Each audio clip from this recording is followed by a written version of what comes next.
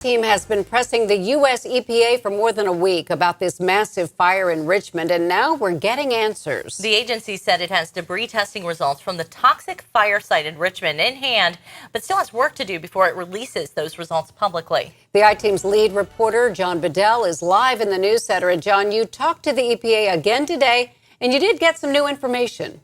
Cheryl and Gabby, here are the email exchanges I've had with the U.S. EPA over the last 7 days. All of them asking about the debris testing they did at what's left of the fire site in Richmond that takes up the entire block 3 months after it burned. They've given us the same answer for a week with no results until today. Here in Richmond, the cleanup work at what's left of the toxic fire in April can't start until the U.S. EPA finds out what potential hazmat is in this mess. The ITeam has emailed the EPA 3 times in the last week asking about their work in Wayne County. Last Thursday, I asked the agency when they'll release their debris sample test results they took in May. A spokesperson wrote back the EPA expects to get the validated results by the end of this week. They said once they get them, they'll publish them on their website dedicated to the fire.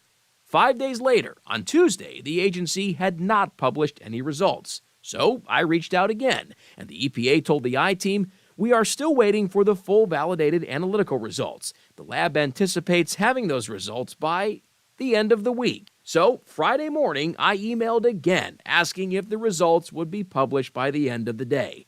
This time, the agency called me back saying they now have the raw data from the debris testing and it's been validated, but now EPA scientists have to analyze it, and they hope that's done within the next week or so.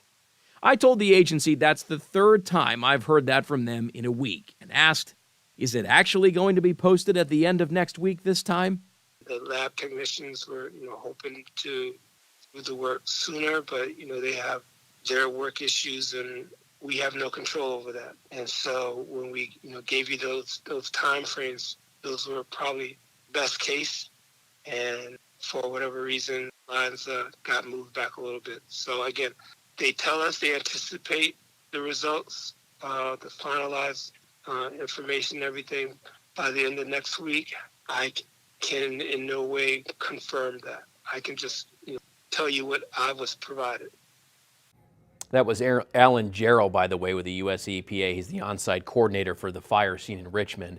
Here's why the ITeam keeps asking the U.S. EPA about this. What they find will determine who cleans it up, how to clean it up, and where that debris goes. And right now, they don't know any of that.